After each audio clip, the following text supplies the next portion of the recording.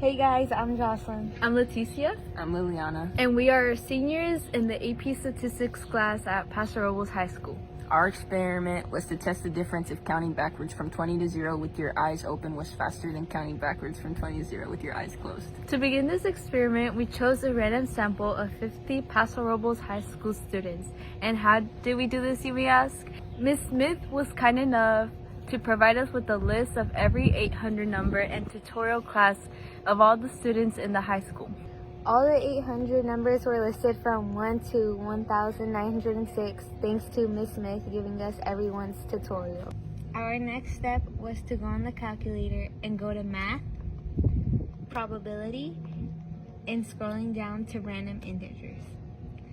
Inside the parentheses, you put parenthesis 1, comma, 1906, comma.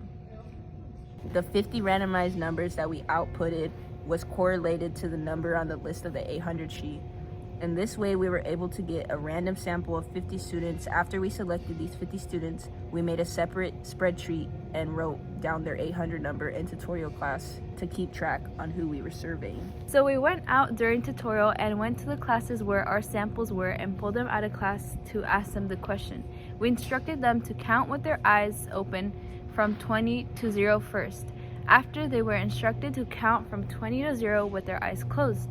One of the members from our group used the stopwatch to take the time down, and the other would record the data. We repeated this for every student we randomly sampled. Unfortunately, we had moments in our experiment where we had students not show up to class or were just not enrolled in the school anymore. In this case, we had to take a new random samples from the calculator and replace them with the ones we could not serve. We were finally done and had all our data. Before we did our test, we saw how the first half of our sample counted faster with their eyes closed and the remaining half counted faster with their eyes open.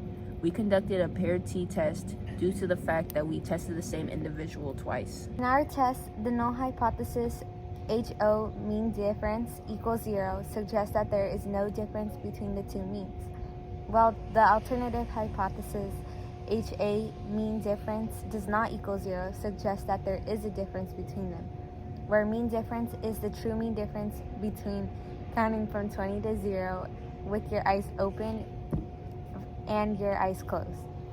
For our assumptions, we had a random sample of 50 PRHS students. Random sampling is important to ensure that the data is representative of the population. For the 10% rule, we checked that 50 is smaller than 10% of the students at PRHS to ensure independence.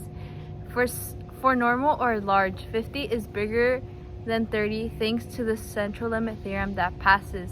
This is to ensure normality. So for our paired t-test, I put in all the data that we got, and then I found the mean difference between the two data, and then I went to t-test because it's a paired t-test.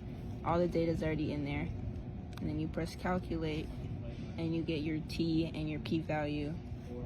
From our experiment, we discovered that there is no difference between the two treatments. So from our p-value 0.5220, we failed to reject the HO.